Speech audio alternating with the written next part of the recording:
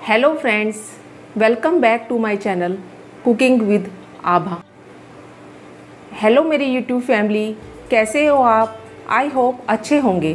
Friends, आज मैं बनाने जा रही हूँ बूंदी का रायता, जो नॉर्मली घरों में बनता ही रहता है। तो अगर आपको मेरी ये वीडियो अच्छी लगे तो मेरे चैनल को लाइक, सब्सक्राइब और बेल आइकन को प्रेस करना ना भूलें, जिससे मेरी लेटेस्ट वीडियो आप तक आसानी से पहुंच सके। तो चलिए बूंदी के रायते को बनाना स्टार्ट करते हैं। बूंदी रायता बनाने के लिए यहाँ पे मैंने एक फ्राई पैन लिया है। फ्राई पैन में मैंने 2 कप जो है पानी लिया है। पानी को मैंने अच्छे से उबाल लिया है। उबालने के बाद आप देख सकते हैं पानी में उबाल आ चुका है। अब मैंने 1 कप के करीब यहाँ पे बूंदी ली है। ये मेरी रेडीमेड बूंदी है। इसको मैंने इसमें डाल दिया है। एक बार इसे हल्का से चला देंगे। 1 से 2 मिनट तक हम इसे पकाएंगे बूंदी को इसमें डालकर।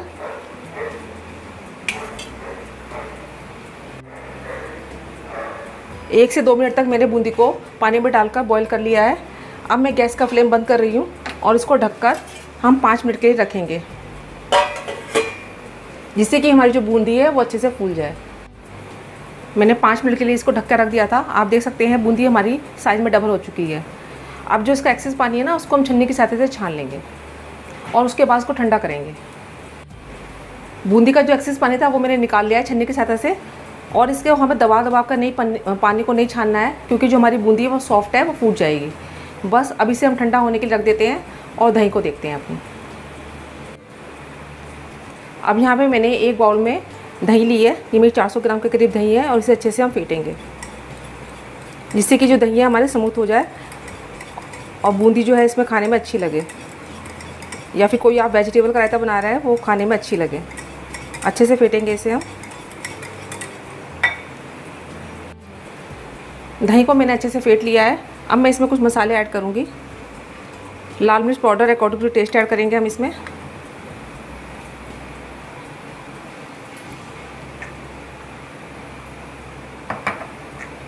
भुना हुआ जीरा मैंने 1/4 टेबलस्पून के करीब लिया है।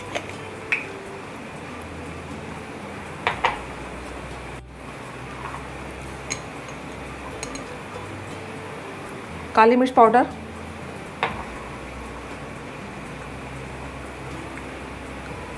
काला नमक अकॉर्डिंग टू टेस्ट ऐड करेंगे हम। 1 चम्मच के करीब इसमें मैं शुगर ऐड कर रही हूँ, या जिसे आप बूरा कहते हैं वो इसमें ऐड कर रही हूँ। और 1 से 2 हरी मिर्च।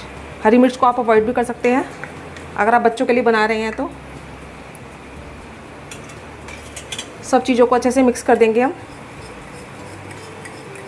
एक बार आप चीनी को डाल के देखिएगा, बहुत ही अच्छा फ्लेवर आता है इससे।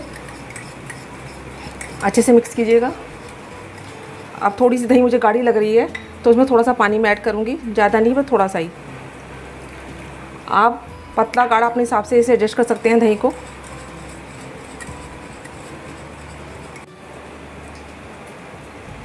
सब मसालों के बाद अब इसमें हमने जो बूंदी का पानी ड्रेन करके रखा था ना, वो इसमें हम बूंदी को डाल देंगे और अच्छे से मिक्स कर देंगे दही के अंदर। अगर आपका दही खट्टा हो गया है तो उसमें आप थोड़ा सा दूध भी ऐड कर सकते हैं। उससे क्या होता है, दही का जो खट्टापन है वो निकल जाता है।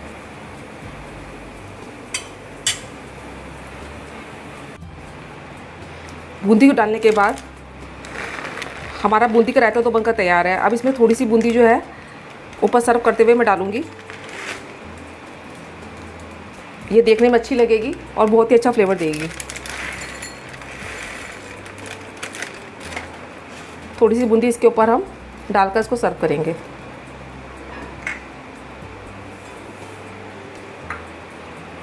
बूंदी डालने के बाद थोड़ा सा हम जीरा पाउडर इसमें डालेंगे गार्निश के लिए, और थोड़ा सा लाल मिर्च पाउडर।